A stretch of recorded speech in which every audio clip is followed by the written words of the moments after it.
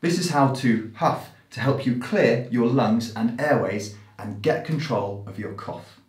Firstly, get control of your breathing with 3 slow, deep breaths.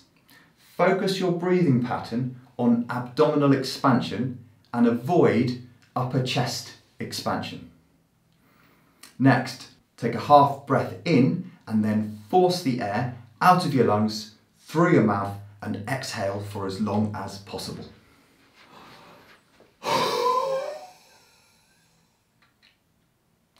Try this 1 to 3 times and try to avoid coughing during this stage. After 1 to 3 huffs, you may find your secretions have shifted and can be coughed up more easily.